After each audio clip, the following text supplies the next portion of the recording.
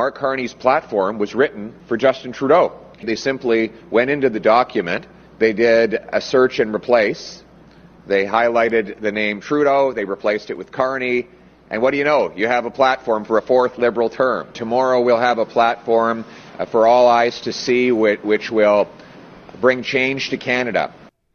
Pierre Poilievre commenting first of all on the Liberal platform, the financial platform, which was released. I think he meant copy-paste. I think that's the two features. But regardless, David Heurtel is here. He's going to weigh in on this, a couple of other stories as well. And our feature is brought to you, as always, by our good friends over at Guaranteed Industries.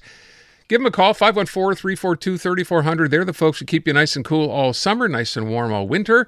And teaming up with Canaccord Air Control Systems, yeah, they're the best. So give them a call. Or go online, by the way, guaranteedindustries.com, serving Montrealers for more than 75 years.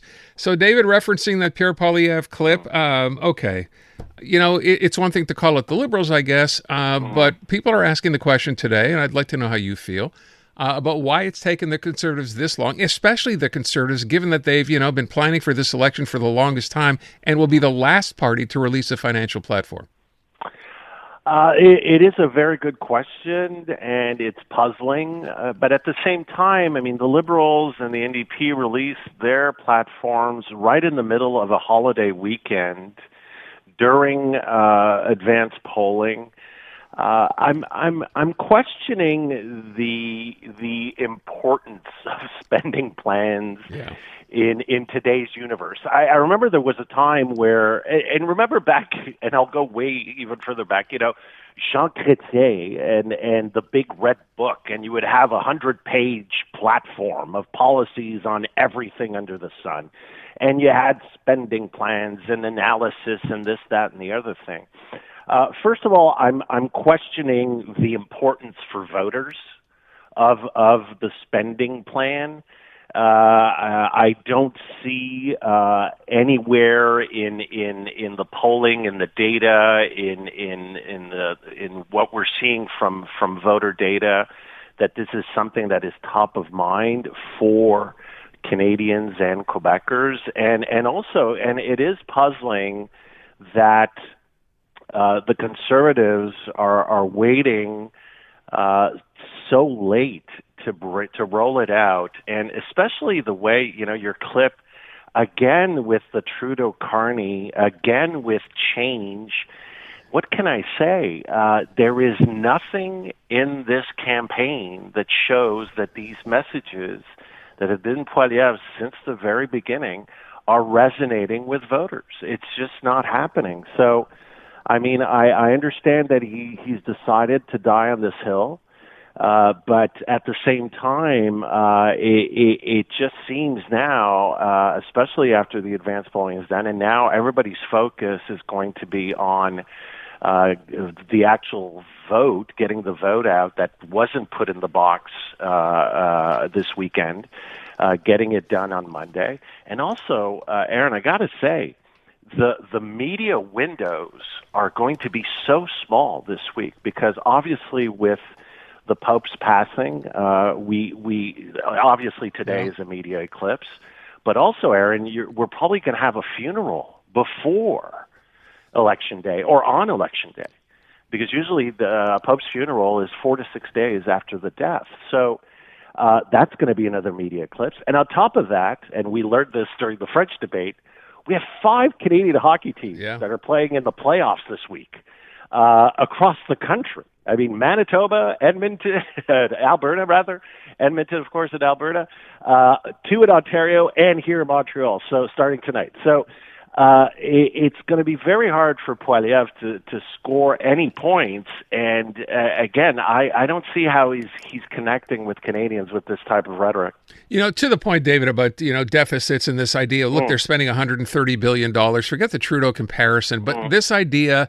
And I'm not an economist, and obviously most people who are trying to decide who to vote for are going to have trouble sifting through these numbers to begin with, right? It's always been the case, and I know the point was made about, the previous government, this Trudeau government, had run up deficits every year, and the only time it ever seems to become an issue is when a new budget is presented, and they go, oh my God, the budget's now going to be $60 billion, and then it gets forgotten about. So I wonder how much that's even worth to point out to potential voters as a problem. I totally agree, because the thing is that Mark Carney has convinced right now an important chunk of the electorate, if you believe the polls, that he is not Justin Trudeau. He said it in the debates. He said it on the campaign trail, and also the work that he did in a very short time as prime minister, and what the Liberals did even before Carney became prime minister, by doing away with the carbon tax, doing away with the capital gains tax. They've shown that the Liberals are bringing it back to the center, and Canadians seem to be believing that. The other piece, Aaron, is very important, is that you can talk about spending till the cows come home, but right now, and we saw it last week with the credit rating for Quebec being brought down. And one of the reasons why it was brought down was because of the size of government and also the spending. And Canada, the federal government, is going to go through the same thing. And again, anytime you're going to be talking about these economic pressures, Canadians right now feel that the best person to deal with these issues is Mark Carney. So again, if you keep hitting that nail, ultimately what you're doing is reinforcing the worries of Canadians. And when they're worried the way they are, the person they seem to be turning to is Mark Carney.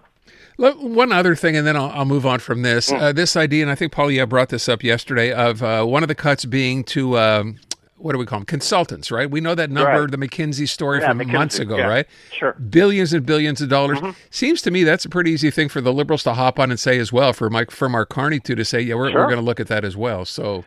Sure, and I mean, all the governments do it, first of all, and provincially we do it here in Quebec, and yes, it's a valid question, but again, government spending is out of control. The size of government is too big.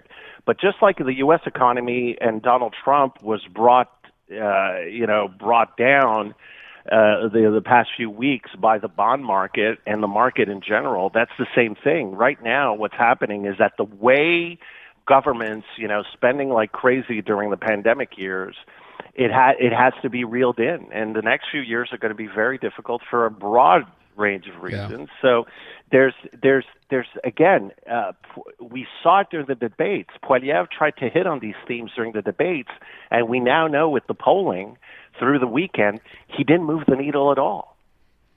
So, given if we're talking voting here, I want to get your take. I know there's no definitive answer to this, right? We look historically back and go, advanced polling, big turnout, it means this. We appreciate this election is different, but the fact that we set a record, 2 million voters on Friday, we'll find out tomorrow morning how big the advanced polling was. Maybe that 2 million is a bit of an outlier because it happened on a holiday Friday, but what do you take from this? Well, what I take from this is that for a lot of people, this is a very important election. I think, a lot of polls are saying there aren't that many undecideds out there, one. Two, I think a lot of people are very anxious about this election. And again, the polling, the data, the consumer confidence, the business confidence indices, all show it, Aaron, in Canada, in the U.S., everywhere. We're looking at people being more worried now than they were during the pandemic, Aaron. And that's hard to believe, but the numbers don't lie. So I think this is a signal of one, this is going to be high turnout, a very high turnout election. And also it shows the importance of this election. I remember back in 2021, nobody knew why they were voting. Nobody understood why Justin Trudeau, after calling election in 2019, went back in 2021, and it was low turnout, and basically we got almost the exact same result as in 2019. This one really counts. This one is a fundamental existential threat election.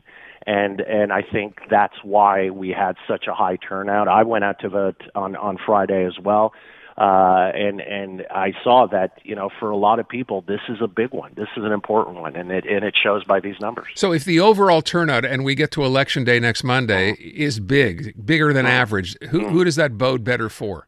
I think it's again Mark Carney, because the way we're seeing the polls, it shows that both the Bloc and the NDP vote. So in Quebec, the Bloc vote, and in the rest of Canada, the NDP vote is cratering, and that favors Mark Carney.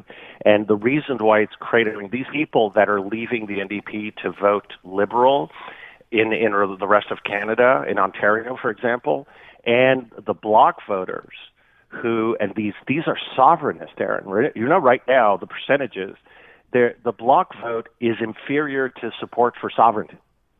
This is how bad it is for the Bloc right now, and these people are worried. And I have anecdotal evidence of this. I know a lot of sovereignists and Bloc supporters and PQ supporters, and they're saying, you know, this is too important, and they're voting for the Liberals. So so my sense is that the people that are abandoning the Bloc and the NDP, these are people that are very serious about getting out and voting. And they would vote Liberal. Exactly. All right.